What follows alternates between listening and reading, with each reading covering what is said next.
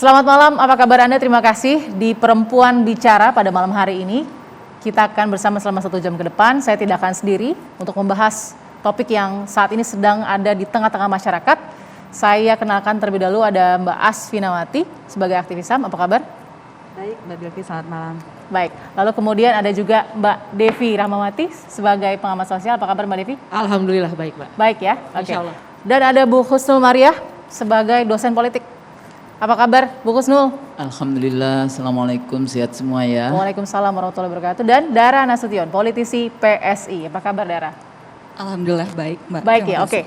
Saya sudah lihat ini terjadi beberapa waktu belakangan dan sangat miris ya. Karena apa yang terjadi dengan penyerangan Ustadz itu tidak berselang lama. Terjadi di bulan yang sama, di bulan September. Yang pertama ada di Tangerang. Dan ya naasnya Ustadz tersebut pun akhirnya harus mengembuskan nafas terakhir. Lalu kemudian di Batam juga seperti itu, tapi untung ya masih bisa menyelamatkan diri dari serangan orang tak dikenal yang kemudian mengaku atau mungkin terlihat seakan-akan kehilangan mungkin kejiwaan yang baik, tidak mempunyai mental yang baik sehingga dikatakan orang gila, dikatakan seperti apa. Tapi kemudian ada juga perspektif yang mengatakan apakah berhubungan dengan bulan yang selalu dikait-kaitkan dengan aktivitas atau antropologi kriminalnya selalu berdekatan dengan komunis atau PKI. Kita lihat seperti apa.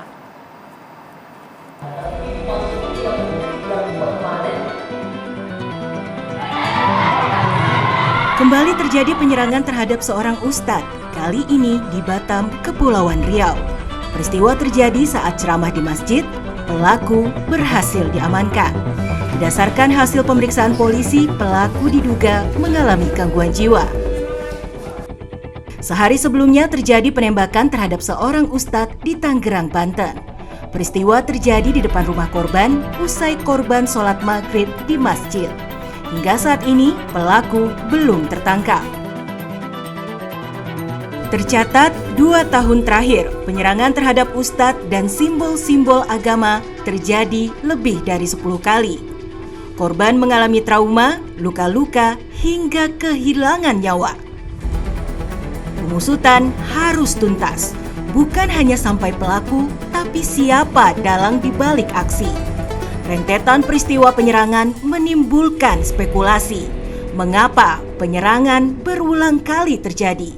Adakah skenario besar menunggangi aksi?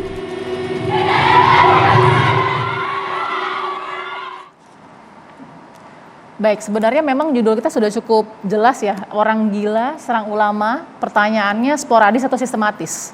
Nah, saya ingin tanya dulu mungkin ke Mbak Devi ya. Mbak Devi mengenal kata orang gila dulu ya dalam kehidupan sosial kita. Bisa membedakan dengan mudah atau tidak sebenarnya? Memang ketika masa pandemi, sebenarnya sebelum pandemi pun terjadi peningkatan gangguan mental pada masyarakat di Tenggarai karena keterikatan yang sangat kuat pada ruang digital. Itu datanya seluruh dunia, bukan hanya di Indonesia. Nah, bicara gangguan mental, memang sayangnya di Indonesia itu masih menjadi stigma. Padahal gangguan mental itu adalah sesuatu hal yang sama saja sebenarnya gangguan fisik. Artinya sangat mungkin diobati. Namun karena proses stigma di negeri ini sehingga teman-teman yang membutuhkan bantuan itu justru tidak mendapatkan ruang untuk mendapatkan terapi dan sebagainya.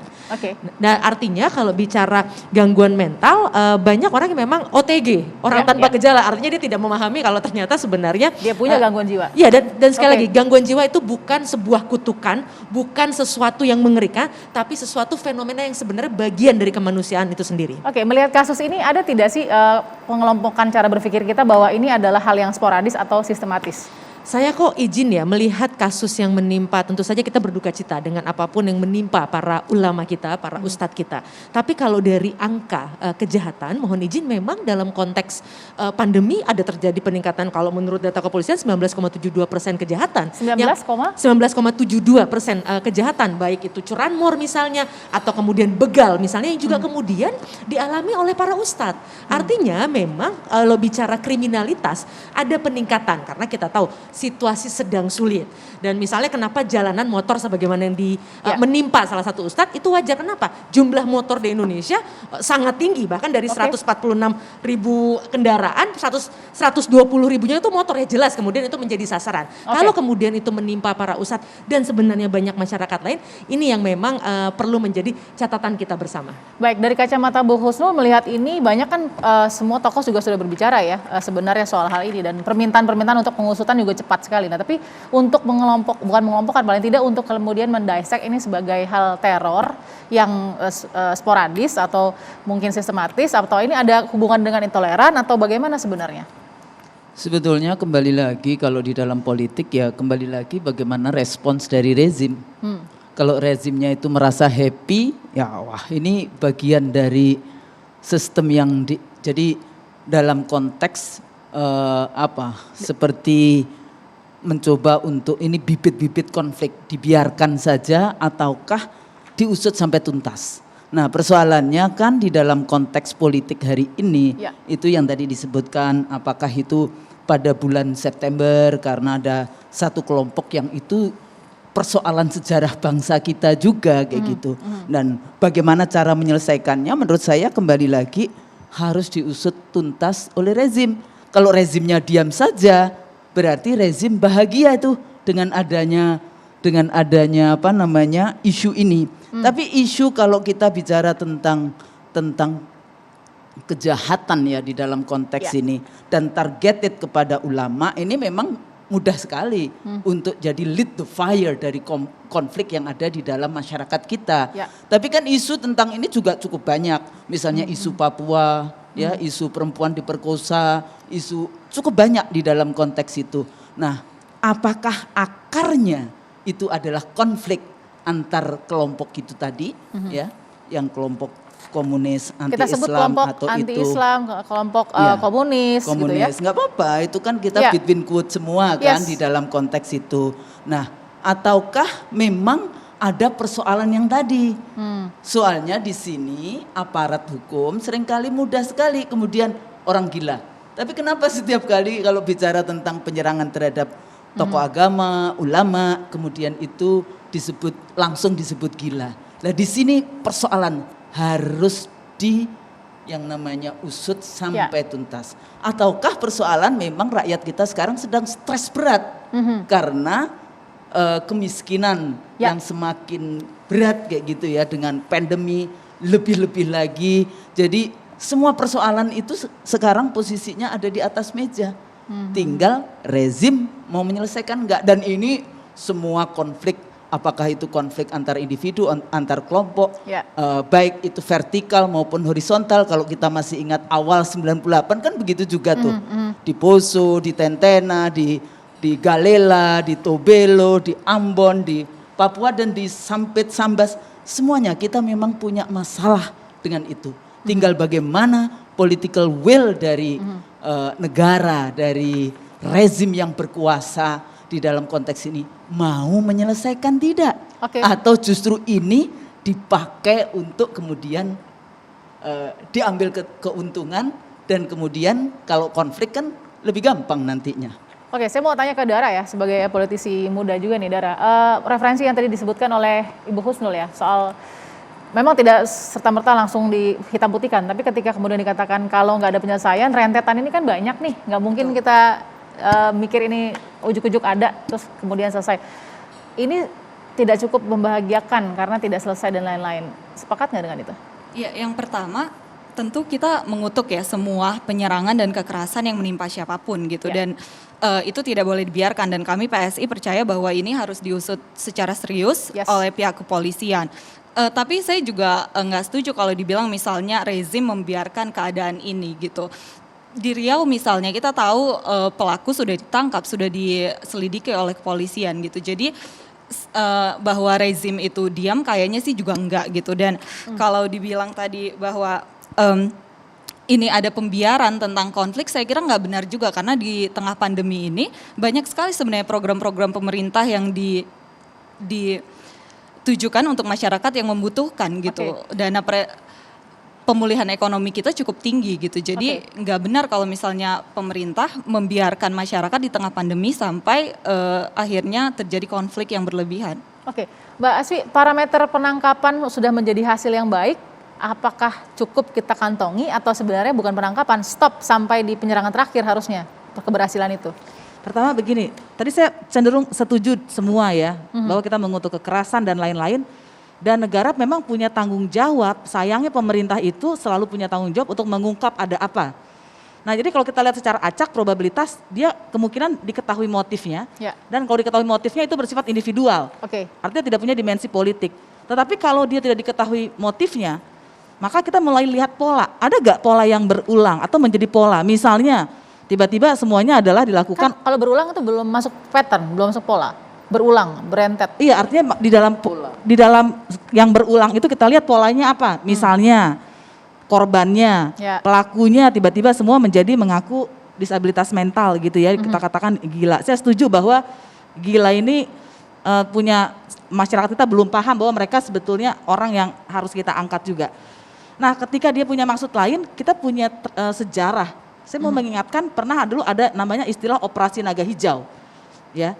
Tahun 96 itu ada soal dukun santet di Banyuwangi dan ternyata orang yang dikatakan dukun santet dan dibunuh itu adalah ulama NU waktu itu dan itu ada kaitannya dengan politik.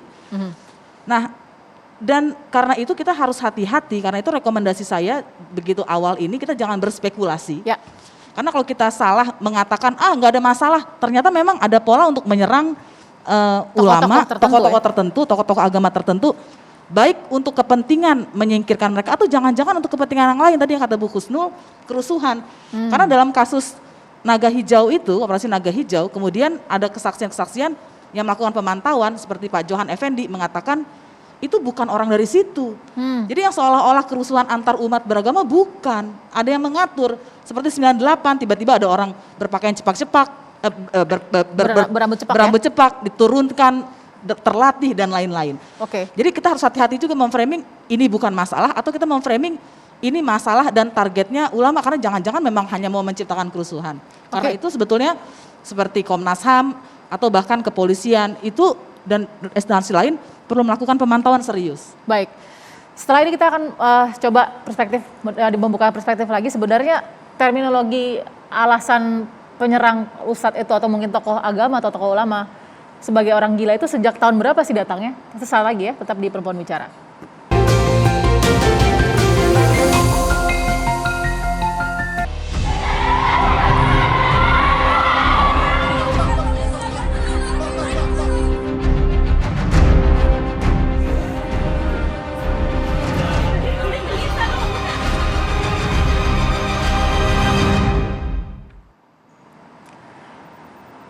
Terima kasih masih bersama dengan Perempuan Bicara. Dari awal tadi ya kita mempertanyakan kenapa terminologi gila ini jadi trennya sekarang. Padahal sebenarnya sudah dari lama begitu. Mungkin Mbak Asfi bisa kasih informasi soal itu.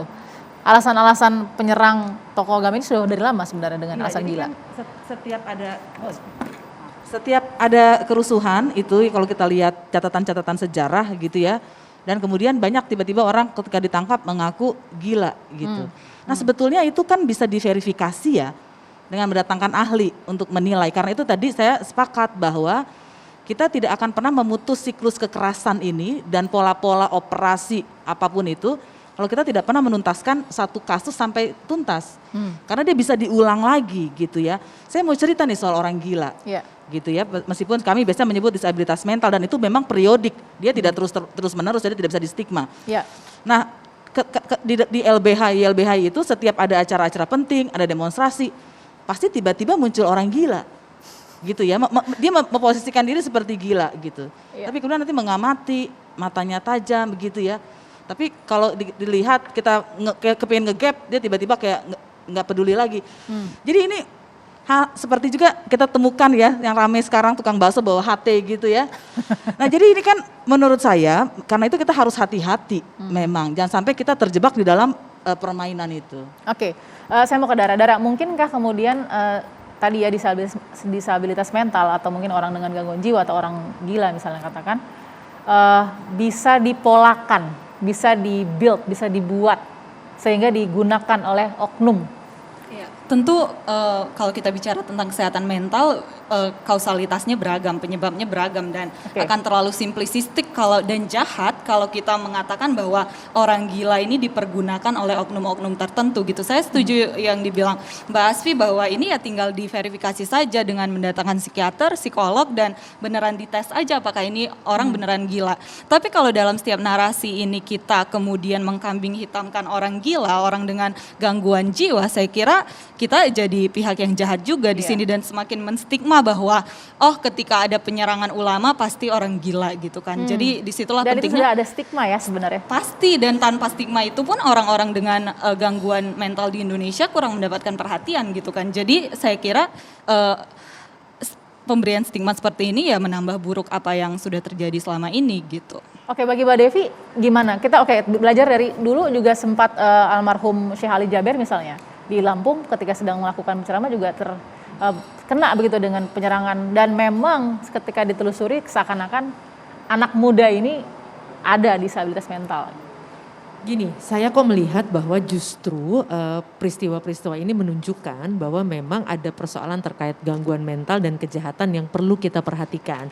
Saya kok tidak mau melihat ini sebagai sebuah bentuk konspirasi, walaupun sah-sah saja. Kalau kemudian memang ada upaya untuk melihat, wah jangan-jangan jangan-jangan ke sini. Tapi justru ini momentum untuk menyadarkan semua orang bahwa bicara stres, lihat kemarin ada yang bunuh diri live. Ini tidak bisa dianggap enteng. Kalau kemudian aksi stresnya tadi ada dua, orang selalu ada dua reaksinya. Dia akan fight, dia akan bertarung, atau dia akan flight, dia akan menarik dirinya, akan kabur.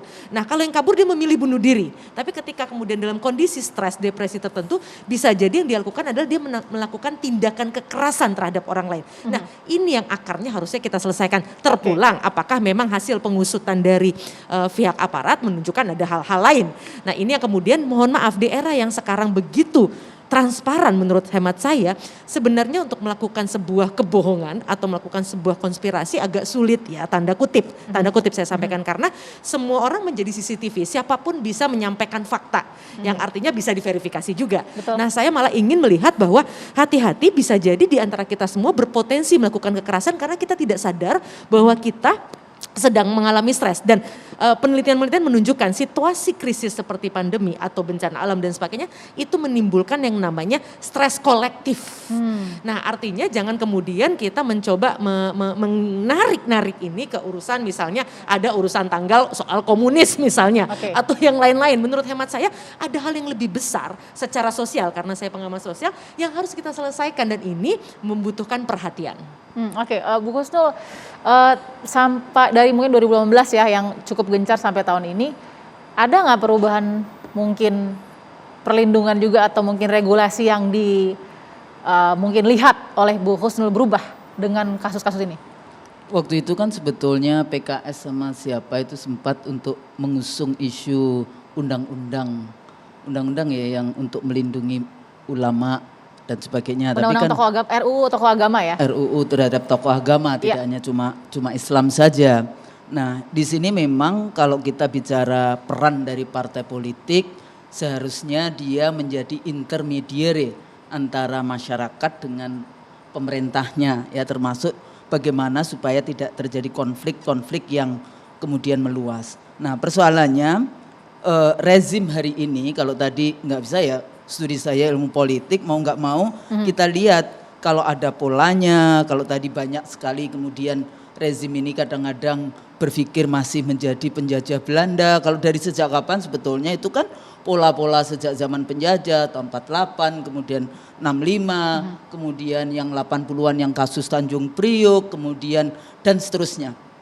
Memang kita punya masalah besar di dalam konteks harga, jadi tragedi kemanusiaan kita ini cukup luar biasa gitu ya. Awal 98 yang saya keliling di 17 provinsi waktu itu ya, di dalam konteks konflik resolution. Ya, di Ambon misalnya sampai kita harus pergi ke daerah Kudamati harus pakai supir Kristen, ke daerah Galunggung harus pakai supir Muslim, tapi isunya sebetulnya bukan agamanya, tapi isu-isu ketidakadilan yang ada. Nah di sini peran negara, mau nggak mau ya memang negara punya kewajiban melindungi setiap warga negara. Oleh karena itu pola-pola yang terjadi ternyata ini diulang. Lah ini kan yang jadi persoalan. Rezim pemerintah harus mengusut tuntas motifnya apa, kemudian bagaimana mereka mereka melakukan dan sebagainya. Jadi betul-betul diungkap sampai setuntas-tuntasnya. Kalau tadi dikatakan, oh iya masa hari gini kita masih ngomong komunisme, mari kita dialog, mari kita musyawarah. Kayak gitu ya, apa sebetulnya persoalan-persoalan yang ada di dalam konteks kita menyelesaikan, bukan menyelesaikan, kita bicara tentang persatuan Indonesia itu seperti apa, masa depan kita itu seperti apa. Nah ini yang penting untuk diangkat ya, jadi di dalam konteks bagaimana kita menyelesaikan tragedi-tragedi seperti ini. Jadi Bu Kusno nggak menutup faktor-faktor ini ya? Luar biasa loh ya tadi itu ya kita lihat ya. Jadi mak-mak itu belajar silat untuk inilah nanti negara harus melihat gitu ya. Karena mendidik seorang menjadi ulama yang dia tugasnya tugas konstitusional, mencerdaskan kehidupan bangsa, negara nggak bayarin loh itu. Ya jadi oleh karena itu perlindungan terhadap tokoh-tokoh ini menjadi sangat-sangat penting karena mereka mencerdaskan. Mak tadi pengajian ya banyak seperti itu, kalau ditinggal ustadznya kan artinya kehilangan, selain istrinya yang kehilangan, jadi akhirnya perempuan lagi yang harus menjadi collateral damage gitu ya di dalam konteks isu-isu seperti ini. Kasus demi kasus kan ada ya Dara ya, tapi informasi atau kemungkinan pansus dibentuk untuk menyelesaikan kasus-kasus yang tadi menggantung, yang Dara perhatikan seperti apa di DPR? Paling tidak ya, melihatnya dulu ya, melihatnya di DPR. Kalau memang ada pansus, setuju atau tidak, atau it's a waste of time atau bagaimana? Ya, tapi sebelum itu saya mau menanggapi yang Bu Husnul tadi, bahwa negara tidak hadir terhadap ulama. Tahun ini kita baru mengesahkan RUU pesantren kan, dan di situ adalah RUU pendanaan pesantren, dan itu adalah salah satunya soal pendanaan terhadap pesantren. Jadi kalau mengatakan bahwa negara tidak hadir untuk membiayai pendidikan para ulama, saya kira itu tidak tepat juga gitu. Tapi yang kedua, kalau misalnya memang bentuk pansus, ya sebenarnya setuju saja gitu. Jadi karena sudah perlu ya menurut Dara? Karena ya memang kalau penyerangan ini dibilang sporadis juga enggak gitu kan, karena selalu dilakukan berdekatan dengan momentum-momentum tertentu. Tapi kan kita juga nggak bisa langsung menuduhkan itu kepada satu kelompok misal, dan langsung menutup itu pada satu kelompok itu saja gitu. Misalnya langsung ke komunisme hanya karena ini berdekatan dengan bulannya 30 September gitu. Ada kemungkinan lain seperti misalnya di Cirebon dulu penyerangnya Masjid Az-Zikra itu adalah terorisme ternyata gitu. Jadi pansus dan penyelidikan mungkin perlu gitu, tapi jangan sampai ini dibawa ke narasi-narasi yang pada akhirnya jadi konspiratif, jadi mengawang-awang dan malah membuat dan memprovokasi kerusuhan baru di masyarakat. Jadi bagi Dara nggak mungkin tuh ada yang orang quote-unquote disabilitas mental disewa, digunakan saya dan lain-lain. Itu terlalu jauh. Terlalu jauh, dan saya kira di forum ini kita semua scholar gitu ya, kita semua berpikirnya akademis dan ilmiah. Saya kira kita harus melihat bukti-bukti lebih lanjut sebelum ya langsung loncat pada kesimpulan itu. Terhadap perlindungannya sendiri bagaimana pandangan Dara? Perlindungan terhadap tokoh-tokoh agama apapun.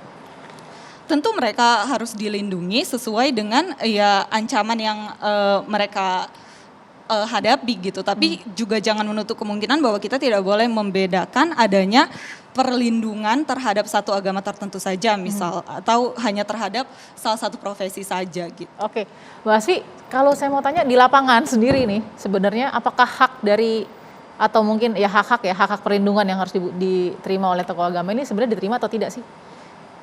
Nah, menurut saya begini, kalau pemerintah itu bersifat netral, artinya tidak memihak pada kepentingan politik tertentu. Sebentar, kalau pemerintah bersifat netral? Iya. Artinya bagi Mbak Asfi di soal ini tidak netral? Tidak netral, karena menurut saya jangan bicara netral, tapi konstitusional. Iya, sebentar Bu, saya mau masuk ke situ. Betul, karena kan netral itu artinya non-diskriminasi ya. Dan saya sepakat dengan Bu Husnul, non-diskriminasi ada di dalam konstitusi.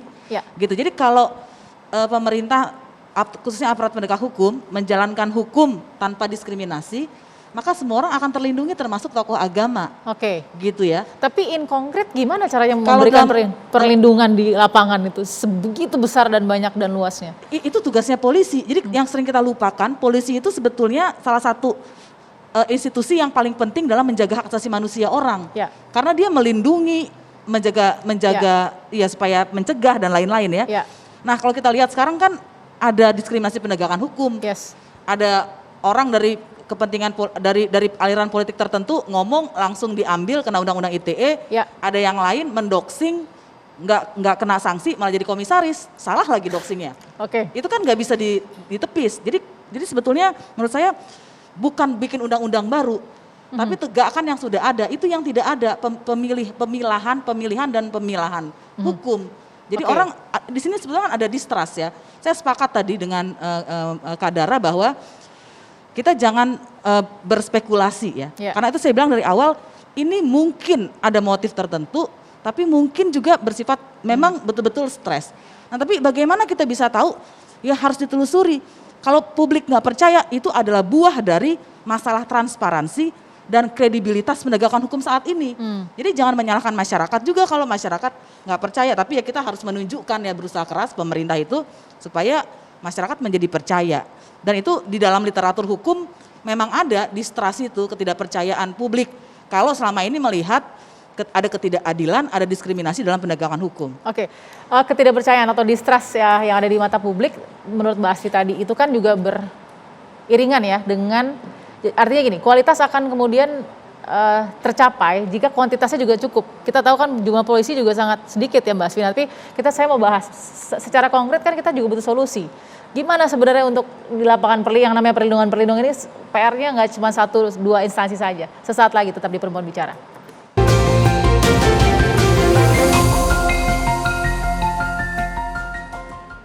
Terima kasih pemirsa, masih bersama dengan Perempuan Bicara. Saya nggak sabar juga ingin tanya. Tadi kan Mbak Asfi bilang ya harusnya polisi ya yang juga bantu perlindungan dari tokoh-tokoh agama ini. Tapi pertanyaan apakah jumlah kuantitas akan kemudian bisa membantu peningkatan kualitas dalam memberikan perlindungan gitu Mbak Asfi?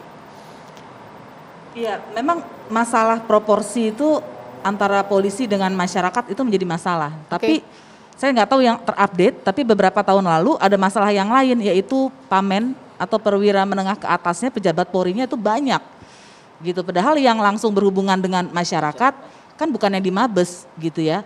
Tapi yang di bawah, di Polsek, di Polres. Dan mungkin perimbangan gender itu juga penting di kepolisian, karena kan kasus banyak ragamnya gitu ya. Tadi kita lihat kan banyak ibu-ibunya juga itu. Mbak Devi, jadi ini sudah bisa kita katakan teror nggak? Kalau misalkan terus terjadi ya, kita kan nggak bisa hentikan, belum bisa hentikan ini, masih terus terjadi, sampai sekarang masih terus terjadi. Kita bisa katakan teror, nanti kalau misalkan dibiarkan terus bisa jadi tragedi kemanusiaan nggak sih? Sampai sejauh itu nggak sih kita berpikirnya misalnya? Mbak, mohon maaf, saya rasa akan sangat arif, saya setuju dengan Mbak Dara, Mbak Asfi, bahwa yang menjadi korban kan bukan hanya ustadz. Semua juga mengalami namanya kasus pembegalan, pencurian, penusukan. Bahkan ayahanda saya sendiri juga mengalami hal tersebut. Artinya ini proses yang memang harus diselesaikan. Bicara soal polisi. Polisi dengan rentetan kasus yang artinya kita kan mengharapkan polisi kita profesional. Tentu kita jangan memaksa mereka untuk menyelesaikan setiap perkara dengan secepat-cepatnya. Tapi adalah sebaik-baiknya dan setepat-tepatnya. Itu yang perlu kita kedepankan. Jadi memang kita perlu bersabar, setuju bahwa semua warga negara termasuk para ustadz wajib dilindungi. Tapi kemudian jangan ini hanya dipusatkan bahwa ada suatu masalah besar, ada sebuah konspirasi yang mengerikan dengan kematian para ulama-ulama kita yang tercinta dan mulia tadi. Tidak, tapi artinya kita perlu tengok juga ada sekian masyarakat yang juga harus dilindungi, karena angka-angka menunjukkan memang peningkatan dan ini bukan sesuatu yang kemudian menjadi hal yang juga menunjukkan bahwa pemerintah tidak bekerja, karena memang tragedi ini kan terjadi di seluruh dunia, di mana sekarang semua orang berusaha menyelamatkan dirinya. Jadi kita juga perlu berempati. Kenapa kemudian ada, bukan berarti kita mensahkan perilaku kejahatan, kita perlu sadar juga. Makanya sekarang kan polisi juga menggunakan pendekatan restoratif justice, yang artinya tidak selalu kemudian harus ke hukum. Kalau kemudian bisa diselesaikan dengan cara kekeluargaan, yang artinya bayangkan, pelaku begal itu rata-rata anak muda Mbak, di bawah usia 18 tahun. Lantas kita memvonis mereka, menghukum mereka sekeras-kerasnya. Walaupun banyak dari perilaku mereka yang tidak tidak bisa dibenarkan. Dan kalau bicara mereka kadang-kadang motifnya bukan ekonomi tapi persoalan identitas. Bagaimana mereka memerlukan panggung. Nah sekarang panggung tentu tanda kutip tidak bisa diberikan karena kita sedang pandemi. Kita tidak bisa memberikan ruang untuk berekspresi kepada anak-anak kita sehingga kemudian kasus-kasus kejahatan juga meningkat. Jadi artinya saya justru berharap dengan kejadian yang menimpa para ulama kita yang mulia tadi itu menjadi pengingat bahwa kita semua punya tanggung jawab untuk menjaga, merawat keluarga-keluarga kita karena faktor-faktor kejahatan tadi yes ada faktor ekonomi tapi ekonomi tidak kemudian menjadi kalau bicara world hitungan apakah negara kita kejahatannya paling tinggi, alhamdulillah tidak. 10 negara dengan kejahatan tinggi kita tidak masuk di sana. Nah tapi artinya dengan kondisi heterogenitas yang luar biasa, jumlah penduduk yang juga sangat besar, kita bisa bayangkan aparat kerjanya juga luar biasa. Bicara apakah ada konspirasi, ini tugas kita semua untuk mengingatkan dan membantu kalau memang ada data-data yang bisa dibutuhkan untuk mempercepat proses verifikasi. Hari ini pihak Polri kan juga mengumumkan bahwa mereka akan segera serius mengusut tuntas kasus di Riau yang menewaskan ulama kita kembali. Oke, jadi penjeraannya di mana Bu Kusnul dengan perspektif yang kita lihat tadi? Persoalannya kalau saya ngelihatnya as a political scientist tentu saja ya melihat sejauh ini rezim terusik enggak dengan kasus-kasus ini. Itu satu, itu pertanyaan. Terusik itu definisinya gimana Bu? Ya terusik dia kemudian ada political will untuk membereskan atau tidak. Bila persoalannya kan kalau tadi dihubungkan dengan kelompok-kelompok yang anti-Islam, kelompok-kelompok yang komunisme yang tadi ya, hari ini kan memang ada indikator ulama di penjara iya, ulama dibunuh iya. Tapi tetap juga ada ulama yang pro dengan rezim. Nah persoalannya kan bagaimana kemudian kita menyelesaikan semua kelompok-kelompok. Kalau tadi tanya misalnya polisi itu sebetulnya tugas dan wewenangnya adalah melindungi masyarakat. Makanya kalau di negara-negara federal kayak di Amerika, di Australia itu negara bagian, bukan pusat. Nah kita polisinya itu nggak ada kementeriannya. Kan dia langsung ikut rapat kabinet di ini. Padahal dia punya senjata, punya KUHP. Jadi ada dua nih kekuasaannya. Dan itu nggak boleh di dalam negara demokrasi. Terus kemudian sekarang berkembang yang harusnya membela urusan kedaulatan negara dan sebagainya itu sebenarnya tentara. Tapi sekarang ada Densus 88. Kalau tadi bicara tentang terorisme, kalau menurut saya persoalannya peternak terorisnya kan nggak pernah diangkat. Ya kan? Kalau kita bicara tentang kenapa setiap kali muncul kasus Poso, muncul kasus Tentena, muncul kasus dan sebagainya Papua. Sekarang kita bicara tentang Papua misalnya. Perempuan lagi yang kemudian dia sudah nakes, kemudian diperkosa, dibunuh dan sebagainya. Jadi lagi-lagi kalau kita bicara tadi yang polisi itu adalah keamanan masyarakat, nggak usahlah ngurusin Densus dan sebagainya itu urusan tentara sebetulnya. Nah jadi kalau memang negara ini, rezim ini yang tadi apakah dia sekarang low trust mau kemudian betul-betul ini adalah tugas konstitusi, mari kita bereskan. Saya yakin kita dulu 98 punya skenario Komnas HAM, kita bikin skenario bagaimana menyelesaikan berbagai persoalan konflik yang ada di Republik ini. Mbak Asfi, untuk bisa mengcounter terorisme, kita kan juga harus bisa melihat mana yang teror oleh mungkin jaringan teroris, mana yang bukan begitu. Ini tugas siapa dan bagaimana memilahnya Mbak Asfi? Iya, pertama begini, kalau dari ilmu, saya bicara dengan ilmu hukum ya. Ada persamaan, ada perbedaan dengan Bu Husnul. Kalau teror itu datang dari luar negara menyerang pertahanan, maka itu tugas TNI. Tapi begitu dia soal keamanan, dia tugas kepolisian. Nah ketika dia menjadi pertahanan, maka dia menjadi keras sekali itu tindakannya. Dan jangan lupa undang-undang TNI kita itu tahun 34-2004 belum diberlakukan. Artinya apa? TNI itu masih masuk ke pengadilan militer. Jadi kalau ada salah tangkap, penembakan sewenang-wenang yang salah dan lain-lain yang tidak diperlukan, maka dia masuknya ke pengadilan militer, jadi sulit itu publik mengakses. Padahal sebetulnya di dalam Undang-Undang 34 2004 dikatakan TNI yang melakukan tindak pidana umum itu harusnya diadili di pengadilan umum. Kalau dia melakukan tindak pidana militer, baru diadili di pengadilan militer. Tapi karena belum dibentuk-bentuk undang-undangnya, ya tetap ke pengadilan militer seperti sebelumnya. Saya ambil tadi yang kata Mbak Devi ya, soal bahkan banyak pelaku begal saja kan itu underage semua ya, di bawah umur dewasa begitu ya. Itu kan disebutnya teror begal ya. Bahkan kadang ada yang didekatkan dengan jaringan luar. Tadi kan dibilang luar tuh. Kalau misalkan pertahanan kan terorisme adalah ada hubungannya dengan jaringan luar. Nah, tapi kalau umur 18, 19 dan lain-lain. Itu kriminal. Masyarakat. Ini kriminal. Iya. Kalau itu kan kriminal. Ini negara gitu. Iya. Ini ya kalau begal itu kan kriminal ya. Nah, terus kemudian soal anak sebetulnya ada sistem peradilan pidana anak. Jadi anak pada umumnya melakukan kejahatan apapun di bawah 18 tahun itu diusahakan tidak ditahan. Dan dia harus direhabilitasi ya. Jadi namanya juga bukan tersangka atau terdakwa, tapi anak berhadapan dengan hukum begitu. Oke, terlepas tindakannya apakah meneror tokoh agama tertentu dan lain-lain, itu kan ada restoratif justice yang bisa jadi alternatif. Ya, Setuju, Mbak? Iya, karena restoratif justice perlu ya, karena tentu saja dengan persetujuan korban. Tapi anak itu berbeda memang. Ya. Anak dianggap itu belum dewasa, belum utuh ya sebagai subjek. Jadi apapun kesalahannya dia tidak bisa disamakan perlakuannya dengan orang dewasa. Oke, saya mau dengar suara Dara nih, mendengar kata teror ya. Ini kan teror tadi, terorisme, teror. Cukup kayak edukasi misalnya ya partai sendirilah kepada masyarakat untuk memberikan penjelasan juga soal teror. Iya, soal teror tadi Bu Husnul berkali-kali bilang ini soal political will dari pemerintah. Tapi kita tadi Mbak Devi sudah jelaskan, Kapolri sudah berkali-kali menegaskan bahwa akan diperketat lagi gitu keamanan di masyarakat. Dan selama ini kan kita lihat juga sebenarnya pemerintah sudah mengambil langkah-langkah gitu untuk memberantas teror-teror ini di masyarakat. Misalnya soal Papua sudah ditetapkan sebagai terorisme kan, kelompok bersenjata KKB, dan itu di Papua. Lalu juga HTI sudah dibubarkan oleh pemerintah dan pemimpin-pemimpin FPI yang gemar menyebarkan ujaran kebencian juga sudah ditangkap oleh pemerintah gitu. Jadi kalau dibilang bahwa pemerintah membiarkan, pemerintah tidak melakukan apapun, tidak punya political will terhadap pemberantasan teror di masyarakat, sepertinya juga nggak benar gitu. Karena selama ini udah banyak sekali yang dilakukan. Oke. Tapi saya potong di situ, ngomongin HTI sama FPI hati-hati.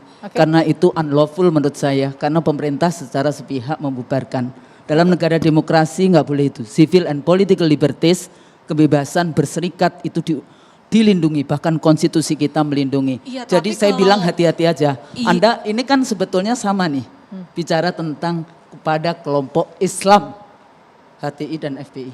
Hati-hati. Saya cuma mengingatkan aja hati-hati. Oke, Mas Saudara kalau untuk perjelas lagi HTI dan FPI misalnya atau kelompok-kelompok yang menyebarkan ujaran kebencian. Tidak ada putusan pengadilan untuk itu. Oke. Dara mau ambil atau tarik itu, take out itu? Tidak, tetap ada perspektif ya? Tetap. Oke, nah solusi yang dilihat Dara untuk kemudian, kita pansus belum punya ya, tapi masih ada pembicaraan soal itu. Solusi yang dilihat Dara, paling tidak diurun-rembukan dengan para politisi muda, apa sih sebenarnya, mereka membicarakan nggak sih soal teror-teror sebenarnya? Tentu kita membicarakan dan tentu saja tadi yang pertama tentu harus diusut tuntas apa penyebab dari semua ini. Karena kita juga sebagai anak muda males banget kalau misalnya harus dijejali dengan narasi-narasi komunisme atau narasi kelompok-kelompok yang nggak ada juga buktinya di masyarakat gitu. Dan yang kedua ya terus mendorong bahwa polisi terus seperti tadi kata Mbak Asvina bahwa harus ada rasio yang baik antara polisi yang benar-benar turun ke lapangan dengan yang di Mabes gitu kan. Jadi ya beberapa hal itu saya kira jadi pengusutan tuntas satu yang jadi solusi. Iya. Di lapangan sendiri selain polisi ya, di lapangan sendiri yang salah satu yang penting adalah bagaimana sebenarnya kelompok-kelompok yang tadi seperti anak di bawah umur itu yang benar-benar mungkin berpotensi untuk melakukan kenakalan-kenakalan, ya itu harus diberikan wadah yang baik juga gitu agar mereka memang punya aktivitas yang di luar dari aktivitas-aktivitas yang mungkin menyerempet ke arah kriminalitas begitu. Oke, cikal bakalnya seperti itu tidak Mbak Devi? Ya, artinya kalau kemudian kita melihat, wah kok bisa seorang ustadz yang kita hormati, ulama yang kita banggakan, ini dilukai. Faktanya kalau bicara kasus begal saja, itu pelakunya anak-anak muda. Bahkan mereka bisa melakukan hal-hal yang di luar rasionalitas. Mohon maaf, itu sengaja dilakukan. Kenapa? Karena mereka ingin mendapatkan pengakuan. Semakin sadis mereka, maka mereka akan merasa mendapatkan eksistensi. Bahwa ketika di tempat lain, yaitu tanda kutip di sekolah, di rumah mereka tidak mendapatkan penghargaan, maka jalanan itu menjadi cara bagi mereka untuk melakukan teror. Teror bukan dalam rangka mengganggu ketertiban keamanan sebenarnya, tapi dalam konteks identitas tadi. Namanya anak muda, makanya gini, sepanjang kemudian masih ada anak muda sebagai anak kandung peradaban, maka memang potensi mereka untuk melakukan tindakan kekerasan dan itu bisa menyasar siapapun, tidak terkecuali, ini akan terus terjadi. Jadi menurut saya persoalan itu yang harus diselesaikan dan sebabnya apa? Ternyata ada 3 kalau berdasarkan penelitian para ahli misalnya. Yang pertama adalah misalnya Pak Bambang Widodo Umar, beliau menyampaikan kenapa itu terjadi kasus-kasus begal dan lain-lain. 1, konsumerisme dan materialisme. Sekarang itu tidak bisa dihindari karena persoalan ruang digital di mana anak-anak sekarang, manusia digital kenapa lebih stres? Karena lebih sering membandingkan dirinya. Padahal ruang digital itu banyak sekali kepalsuan. Ini sudah sebuah data. Lalu kemudian pola asuh yang bergeser. Jadi saya kalau bicara teror, saya lebih dekat karena saya pengamat sosial, lebih dekat dengan urusan yang betul-betul berada di bawah, di grassroots. Teror itu yang betul-betul dirasakan oleh publik ketika mereka melihat anak-anak muda itu menjadi satu yang momok yang menakutkan. Karena mereka merasa pulang tidak aman dan sebagainya. Bicara polisi itu sudah luar biasa, sudah banyak sekali program-program yang dilakukan. Tapi tidak akan selesai kalau saya sendiri misalnya sebagai ibu di rumah, tidak kemudian membangun pola asuh yang merangkul anak-anak kita karena banyak juga kita yang terjebak pada godaan medsos misalnya sehingga lupa untuk menangani anak-anak kita. Saya penasaran Mbak Devi apakah punya studi juga bahwa kekerasan tadi tuh yang berangkat dari level anak-anak begitu ya, apakah bisa juga menyebabkan disabilitas mental dan akhirnya tadi judul kita di awal bahwa orang gila dengan vonis bahwa generasi digital atau netizen adalah generasi paling stres yang pernah ada dari seluruh manusia yang pernah di muka bumi ini, itu bahkan datanya jauh sebelum pandemi. Sekarang makin diperparah dengan adanya pandemi itu. Jadi potensi banyak orang yang mengalami gangguan mental kalau kemudian ada 3T, testing, tracing, dan treatment, harusnya itu berlaku bukan hanya untuk kesehatan fisik, tapi juga untuk kesehatan mental. Oke, setelah ini saya akan dengarkan bagaimana solusi dari Mbak Asfinawati, bagaimana solusi dari Bu Husnul, tetap di Perempuan Bicara.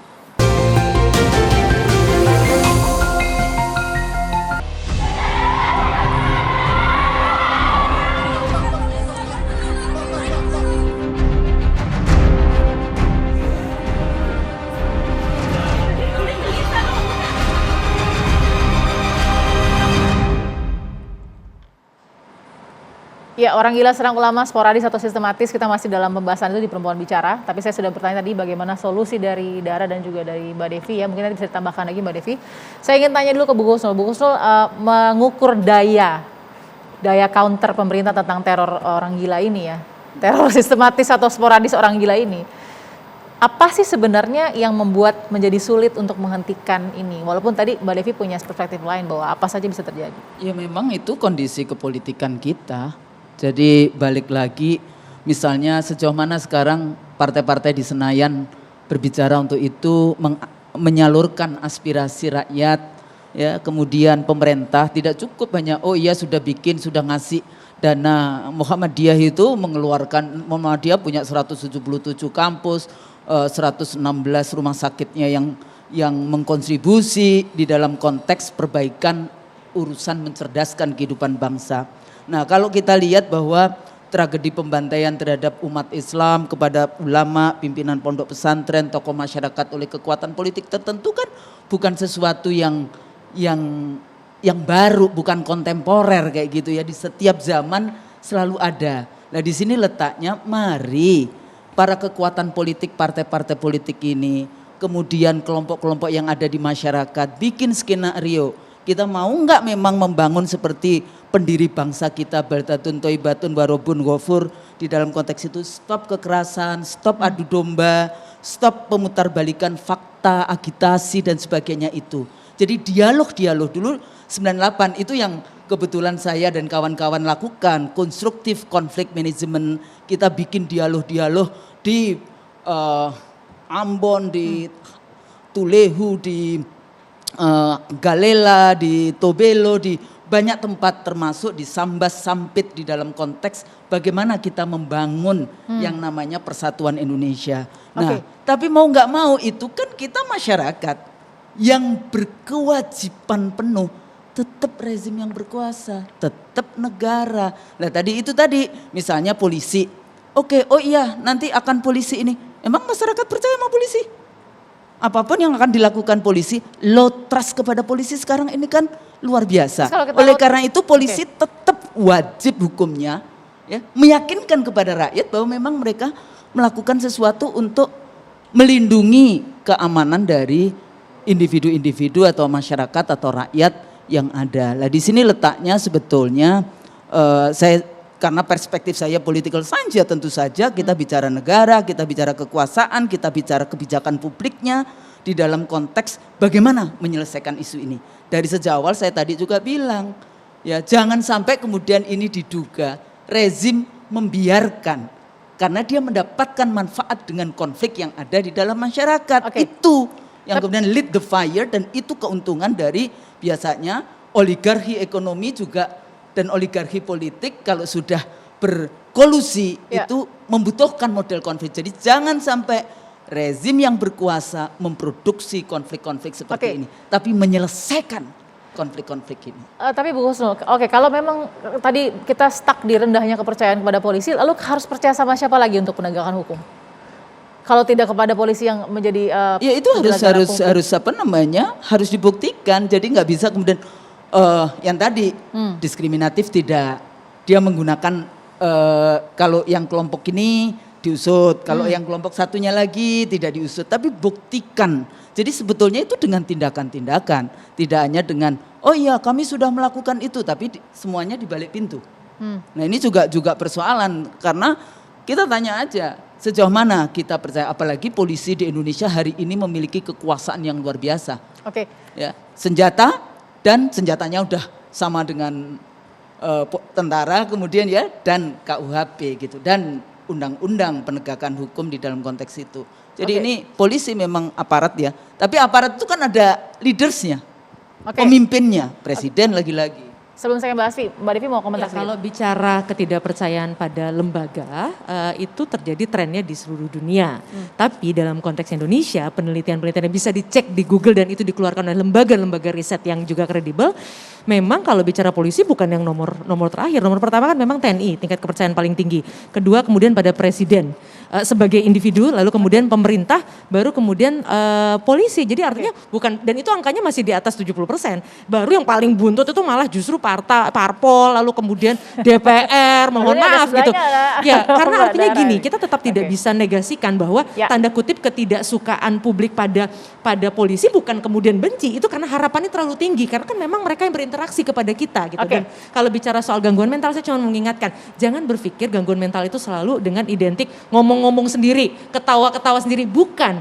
Pertama itu bisa ditandai dengan kesulitan tidur, itu saja Anda sudah bisa masuk dalam spektrum, lalu susah makan, lalu cemas. Nah ini hati-hati kalau tidak dipelihara, tidak dalam artian tidak diberikan pendampingan, akan bisa berujung pada aksi-aksi kekerasan juga.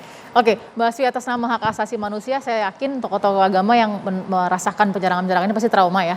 Nah apa sih sekarang hak mereka sebagai penyintas dan lain-lain menurut Mbak Asfi juga? Solusi juga? Ya, kalau penyintas pasti dia harus mendapatkan konseling ya. Tapi tadi pertanyaannya menarik, kalau distrust kepada polisi atau rendah kepercayaannya kepada siapa? Sebenarnya ada Komnas HAM. Jadi Komnas HAM itu bisa kalau memang serius supaya kita ini tidak berspekulasi dan menimbulkan kerusuhan baru yang nggak perlu karena spekulasi itu, minta saja Komnas HAM melakukan penyelidikan terhadap ini sehingga nanti kelihatan ada pola atau tidak ada pola, atau jangan-jangan itu memang orang yang karena stres, atau jangan-jangan sebagiannya memang alami karena stres tapi ada sebagian yang dibikin misalnya, kan kita nggak tahu ya. Nah, dan menurut saya begini, soal penegakan hukum itu dia tidak boleh non diskriminasi. Misalnya tadi ya, betul ada hate speech, tapi orang dikriminalisasi bukan karena hate speech-nya, tapi karena alasan yang lain yang dicari-cari. Kan orang jadi, publik juga jadi nggak percaya gitu. Termasuk tadi pelarangan organisasi, betul. Semua harus menggunakan pengadilan, karena sekali kita langgar batas itu, besok rezimnya berganti, pemerintahan berganti, nanti bisa gantian. Semuanya jadi korban. Begitu, karena itu hak asasi manusia kan sebetulnya mau mengatakan kita ini harus non diskriminasi justru supaya semua orang percaya pada hukum, pada prosedur, sehingga terciptalah ketertiban itu. Kalau orang nggak percaya nggak mungkin ada kedamaian kan? Ya, bagus sekali tadi poin yang diambil oleh Mbak Asfi menjadi penutup kita di jumpa malam ini. Kita tentu berharap tidak akan ada lagi penyerangan-penyerangan serupa kepada siapapun ya, khususnya orang-orang yang juga kita hormati dan menjadi contoh bagi orang lain. Mudah-mudahan perspektif dan solusi tadi yang diberikan oleh Mbak Devi, terima kasih Mbak Devi, Mbak Dara terima kasih juga, Mbak Asfi dan juga Ibu Kusnul terima kasih sudah memberikan solusinya. Kita ketemu lagi dengan topik lainnya di minggu depan. Sampai jumpa.